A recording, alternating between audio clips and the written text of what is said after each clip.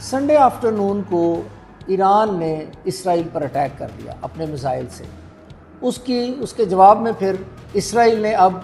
ایران پر کافی بڑا اٹیک جو ہے وہ لانچ کیا. اب یہ جو ہے یہ سچویشن جو ہے یہ جو اپریل کا سیز فائر ہے ایران اسرائیل اور امریکہ کی وار میں، یہ اس کی پہلی وائلیشن ہے، پہلی میجر وائلیشن ہے جو اس سیز فائر میں ہمیں دیکھنے کو ملی ہے. اس کے بارے میں کہا جا رہا ہے کہ یہ اس وقت جو ہے جو سیز فائر ہے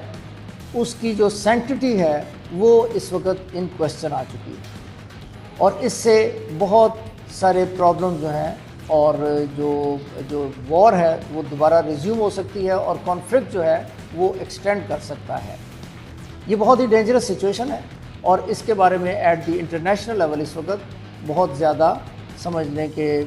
جو کنسرن پایا جا رہا ہے امنگ دی انٹرنیشنل کمیونٹی. بیسیکلی ہو کیا رہا ہے اس کو ہم سمجھنے کی کوشش کرتے ہیں کہ بار بار جب سیز فائر کے ذریعے سے جو بات چیت امریکہ اور ایران کے بیچ میں ہو رہی ہے، جب وہ کسی سیٹلمنٹ کی طرف جانے لگتی ہے تو کچھ نہ کچھ ہم دیکھتے ہیں کہ کوئی نہ کوئی ایسی چیز ہو جاتی ہے کہ وہ دوبارہ وار کی طرف بات جاتی ہوئی نظر آتی ہے. بیسیکلی ہو یہ رہا ہے کہ اسرائیل اور نیتن یاہو صاحب جو ہیں وہ چاہتے ہیں کہ وار ختم نہ ہو، جبکہ ٹرمپ صاحب جو ہے وہ اپنی اس پوزیشن میں پہنچ چکے ہیں کہ وہ چاہتے ہیں کہ وار ایز ارلی ایز پاسبل ختم ہو اور ایک نیگوشیٹڈ سیٹلمنٹ کے ذریعے سے وہ اپنی ایک وننگ سٹریک لے کے اس سارے سینیریو سے نکل جائیں. یہ جو کانفلکٹ ہے اس وقت ٹرمپ صاحب کے اور نیتن یاہو کے بیچ میں یہ انپریسیڈنٹڈ ہے.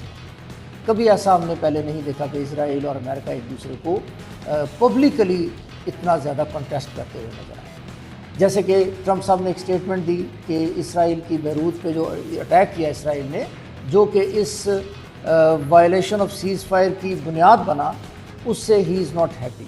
اس کے علاوہ ایک ہاٹ کال کا بھی ذکر ہم سنتے ہیں جس میں ٹرمپ صاحب نے نیتن یاہو صاحب کو بہت ہی اسٹرانگلی جو ہے وہ کرٹیسائز کیا اور ایسے الفاظ استعمال کیے جو شاید میڈیا پہ ریپیٹ بھی نہیں کیے جا سکتے. یہ جو بات چیت ہے ان کا باہر آنا اس بات کا ثبوت ہے کہ کوئی ایسی لابی امریکہ میں ضرور کام کر رہی ہے جو یہ چاہتی ہے کہ جلد سے جلد یہ وار ختم ہو اور اسرائیل کا انفلوئنس جو امریکہ میں ہے اس کو کم کیا جا سکے. ٹرمپ صاحب جو ہے وہ اس وقت ایک ڈائلمے کا شکار ہے. اگر وہ اس وار کو یونیلیٹرلی ختم کرتے ہیں وداؤٹ اسرائیل تو سمجھا جائے گا کہ ٹرمپ صاحب نے اسرائیل کو ابینڈن کر دیا، جو کہ شاید وہ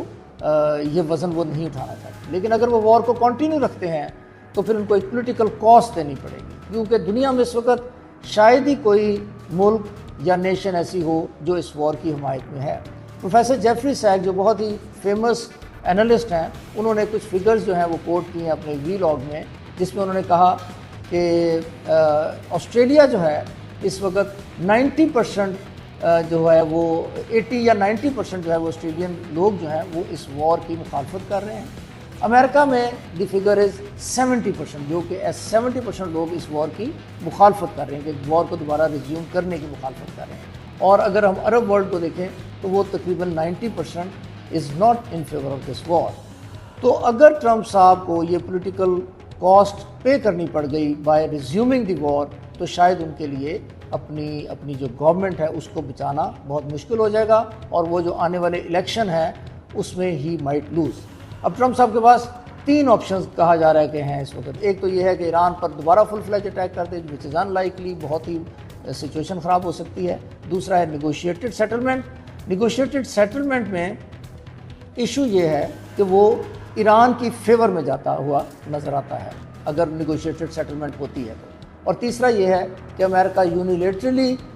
اس میں سے بغیر کسی سیٹلمنٹ کے اپنی فورسز واپس بلا لے، جس کو یہ کہا جا رہا ہے کہ یہ سب کے لیے ون ون سچویشن ہو سکتی ہے، کیونکہ ان دیٹ کیس ایران جو ہے وہ اس کو جو اسٹریٹ آف ہرموز ہے وہ کھولنی پڑ جائے گی اور سچویشن نارملائز ہو سکتی ہے. ہم دیکھتے ہیں کہ آنے والے دنوں میں بات کس طرف جاتی ہے، لیکن یہ سرٹن ہے کہ سچویشن از ویری ڈینجرس. تو ہمیں یہ پرے کرنی چاہیے، ہمیں یہ دعا کرنی چاہیے کہ یہ جو سچویشن ہے یہ کسی طرح سیٹل ڈاؤن ہونے کی طرف جائے، انلیس کہ خدا نخواستہ کوئی ایسی سچویشن کریٹ ہو جائے کہ تھرڈ ورلڈ وار کی طرف یہ بات چلی جائے، جو کہ کسی کی بھی فیور میں نہیں ہوگا۔ Stay tuned for further updates on national, regional and global scenarios.